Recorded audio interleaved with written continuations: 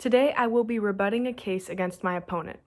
I will be opposing the notion that the 2017 Tax Cuts and Jobs Act plan did more good than harm for the United States.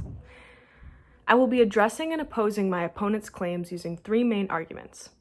My first argument is that the Tax Cuts and Jobs Act will negatively affect small businesses. My second argument is that across-the-board tax cuts is not majorly beneficial for all individuals as promised by Donald Trump.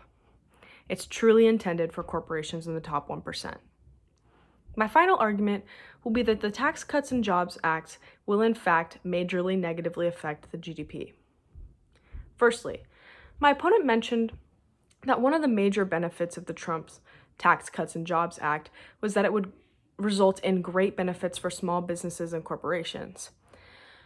For smaller businesses specifically, my opponent stated that through this enactment, there was a tax deduction for small businesses. An article written by Shia Emile on Fundera explained that there were quite a few negative impacts on small businesses specifically. The issue this enactment created is that it significantly reduces how much small businesses can borrow by reducing the business interest deductions. Before the Tax Cuts and Jobs Act, small businesses were able to fully deduct interest costs from their taxes. Under the Tax Cuts and Jobs Act, small businesses can only deduct 30% of the interest costs from taxes. This will significantly impact small businesses facing debt of any kind because it will significantly increase the amount of taxes businesses have to pay in association to how much they spent on loans.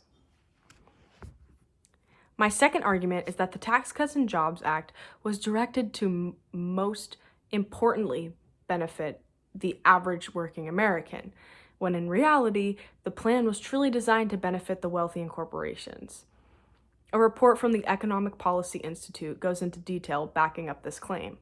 One of Trump's largest claims regarding the Tax Cuts and Jobs Act was that it would put at least $4,000 or more into the average working American's pocket every year. This has failed to be proven.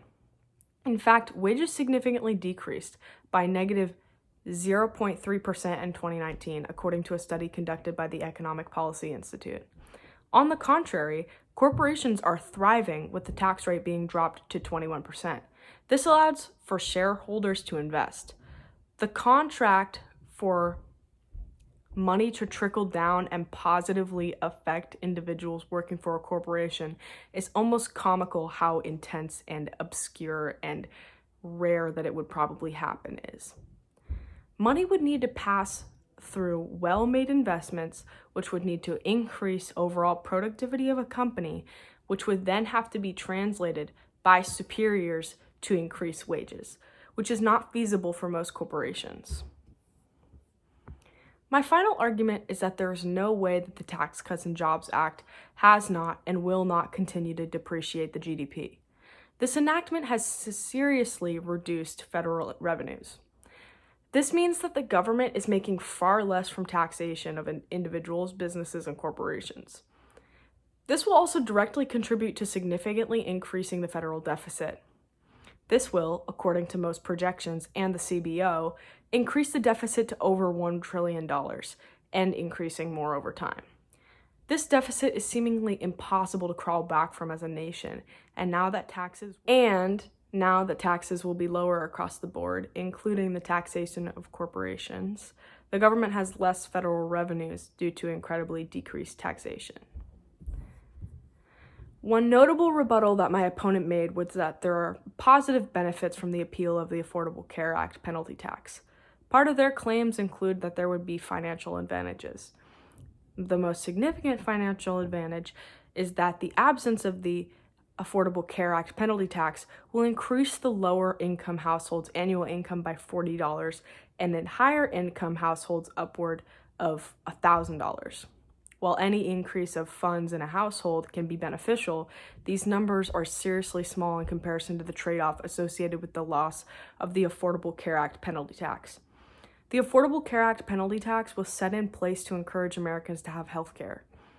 This directly relates to the betterment of our nation's national health. Without encouragement to have health care, a significant number of Americans will not seek it. During a pandemic, especially, large amounts of uninsured individuals relates directly to a crisis. In conclusion, Trump's Tax Cuts and Jobs Act did more harm for good than the United States. Through lies of benefits for small businesses, lies to the average American about financial benefits of the enactment, and the depreciation of the GDP. It is clear that the enactment was harmful to many. Thank you for watching.